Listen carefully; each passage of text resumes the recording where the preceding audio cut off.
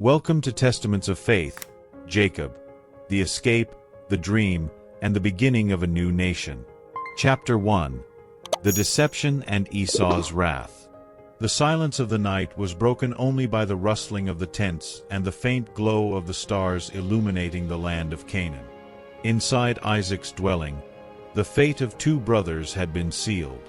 Jacob, with the help of his mother, Rebekah, deceived his blind father to receive the blessing of the firstborn, a right that originally belonged to Esau. Isaac's trembling voice spoke words that would change history. "Be lord over your brothers, and may the sons of your mother bow before you." But that blessing carried a weight Jacob would soon feel upon his shoulders. The news of the betrayal spread quickly. When Esau returned from hunting and discovered that the blessing had been given to his brother, his fury was uncontrollable. Esau's cry echoed through the fields, filled with pain and indignation. "Father, bless me too," he pleaded, but it was too late. His heart burned with the desire for revenge. He swore that as soon as Isaac died, he would kill Jacob with his own hands. Rebekah, hearing this, feared for her younger son's life and devised an escape. Jacob had to leave immediately for the house of his uncle Laban in Paddan Aram. Before leaving, Jacob received another blessing from his father, this time spoken consciously. "May God Almighty bless you and make you fruitful and multiply you, so that you may become a multitude of peoples." It was confirmation that God's plan was unfolding, but that did not ease Jacob's fear. He left in haste, alone, leaving behind everything he knew. The path ahead was uncertain, and every step took him farther from home but closer to his true purpose. Chapter 2. The Dream of the Ladder to Heaven. Night fell over the desert, and Jacob, exhausted from the long journey, sought a place to rest. His only company was the silence of the vastness and the weight of the guilt he carried. He took a stone and used it as a pillow, trying to find comfort in the cold of the night. Then, in the depths of his sleep, something extraordinary happened. Jacob had a vision. Before him, a ladder stretched from earth to heaven, and the angels of God ascended and descended upon it. At the top, the Lord himself appeared and spoke, "I am the Lord, the God of Abraham and Isaac. The land on which you lie I will give to you and your descendants." God's words echoed in his mind. He was not alone. Despite his escape, deception, and uncertainty, God still had a purpose for his life. "Behold, I am with you and will keep you wherever you go, and will bring you back to this land." This promise was not just a comfort but a revelation that the divine plan was unfolding. The God of his fathers was now speaking directly to him, assuring him that his destiny was greater than his mistakes. Jacob woke with a start. Fear, guilt, and loneliness gave way to reverence. He looked around and realized he was in a sacred place. He took the stone he had slept on, set it up as a pillar, and poured oil over it, consecrating that place. "This place shall be called Bethel, the house of God." And there he made a vow, "If God will be with me and keep me in this journey, then the Lord shall be my God." He did not yet know that this would be the first of many encounters that would change his life forever. Chapter 3. The Encounter with Rachel. The sun shone brightly as Jacob finally arrived in Paddan Aram. Tired but hopeful, he approached a well where shepherds rested their flocks. There, his eyes met Rachel, a young woman of radiant beauty, leading her father Laban's sheep. Jacob's heart raced. There was something about her that captivated him immediately.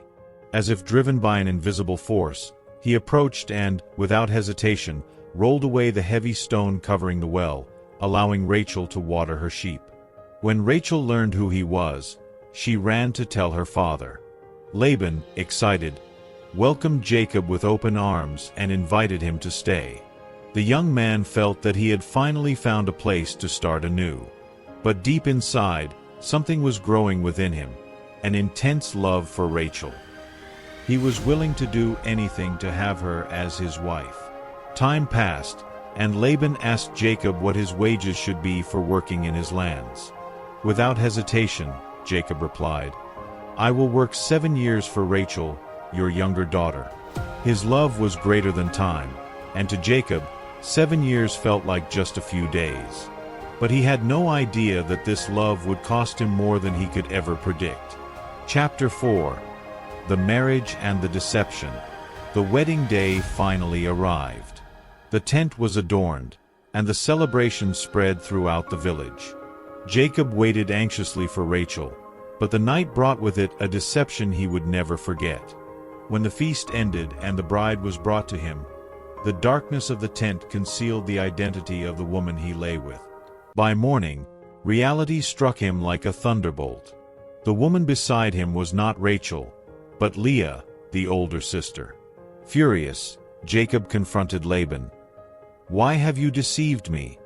But his uncle replied coldly, "In our land, the younger is not given in marriage before the elder." The deceiver had been deceived. Jacob, who once tricked his brother, had now fallen victim to the same trickery. Laban made a new offer. "Work for me another 7 years, and I will give you Rachel." Left with no choice, Jacob agreed.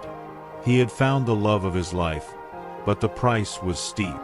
Time would pass, and his journey would become even more complex, marked by disputes, children, and the weight of a destiny beyond his control. Chapter 5. The Rivalry Between Sisters. The years went by, and Jacob now had 2 wives, but his home was not one of peace. He loved Rachel, but he was bound to Leah. The heart of the rejected woman cried out for attention, and God heard her suffering. While Rachel remained barren, Leah was blessed with children. One after another, she bore Reuben, Simeon, Levi, and Judah. With each birth, she hoped that Jacob would finally look upon her with love, but her position in his heart did not change. The rivalry between the sisters grew. Rachel, consumed by envy, cried out to Jacob, "Give me children, or I will die." But Jacob, frustrated, replied, "Am I in the place of God, who has withheld children from you?" Desperate, Rachel made a drastic decision. Following Sarah's example with Hagar, she gave her servant Bilhah to Jacob, so she could bear children in her name. Bilhah conceived and gave birth to Dan and Naphtali. Rachel rejoiced, but her victory was short-lived. Leah, seeing this, also gave her servant Zilpah to Jacob, and from her came Gad and Asher. The competition intensified when Leah conceived more children: Issachar, Zebulun, and Dinah. Each child was a silent battle for Jacob's love, but their true inheritance lay beyond the sisters' quarrels. The Lord had a greater plan, and amidst this rivalry, the foundations of the 12 tribes of Israel were being established. Yet, one promise remained unfulfilled. Rachel, the woman Jacob loved so dearly, had not yet borne a child. But God never forgets his promises. Chapter 6. The Birth of Joseph and Jacob's Departure. Time passed, and at last, God remembered Rachel.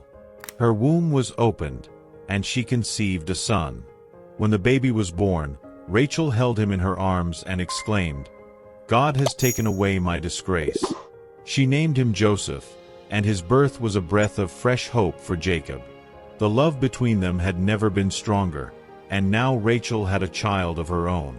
But Jacob knew it was time to leave.